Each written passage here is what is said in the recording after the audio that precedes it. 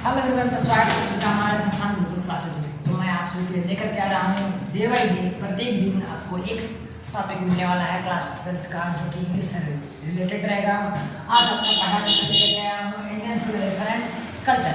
इसका important main points हम लोग देखने वाले हैं, कंक्लूजन क्या निकलता है इस चैप्टर के बारे में, उसके बारे में सारी जानकारी हासिल करने वाले हैं।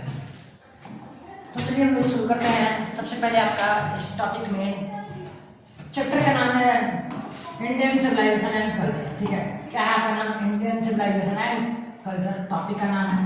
और इसके साथ ही साथ कहा जा रहा है आपको क्या कि जो इनके राइटर हैं वो कौन है? तो हमारे महात्मा गांधी हैं। इनका कार्यकाल कब से कब तक चलता है? तो 1869 से 1948 ईस्वी तक चलता है। यानी 2 अक्टूबर 1869 को इनका जन्म होता है और 30 जनवरी 1948 ईस्वी को इनका मृत्यु रहता है। वो इन्हें कहने का मतलब फैंटिक पर्सन के द्वारा इनको मार दिया जाता है। ठीक है, तो हम लोग जानते हैं इनके बारे में। इनका नाम है क्या?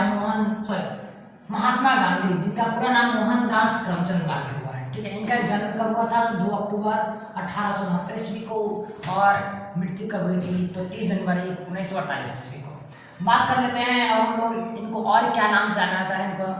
तो हम लोग कहते हैं प्यार से ही is known as the father of nation और बापू।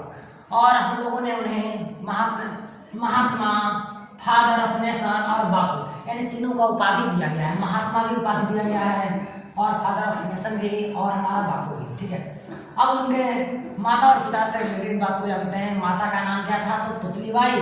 और पिता का नाम क्या था? तो कस्तूरबा गांधी। ठीक है, अब इन्होंने एक काम किया कि यहाँ से चले गए और वहाँ से रिटर्न आते हैं कब?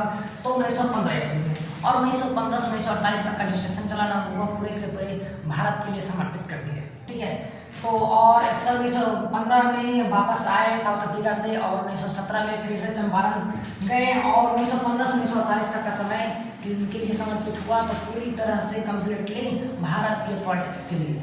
अब जानते हैं हम लोग थोड़ा सा और इनके बारे में पॉइंट्स।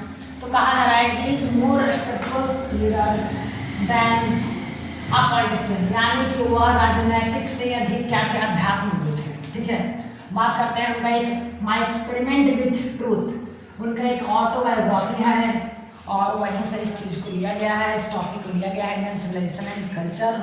और इनकी आत्मकथा है माई एक्सपेरिमेंट विथ ट्रूथ, जो कि इंडियन कल्चर और वेस्टर्न कल्चर के बीच में डिफरेंस बताया गया है। अगर आप लोग इस वीडियो को लाइक कीजिएगा तब इसका पूरा एनालिसिस में लेकर के आऊँगा।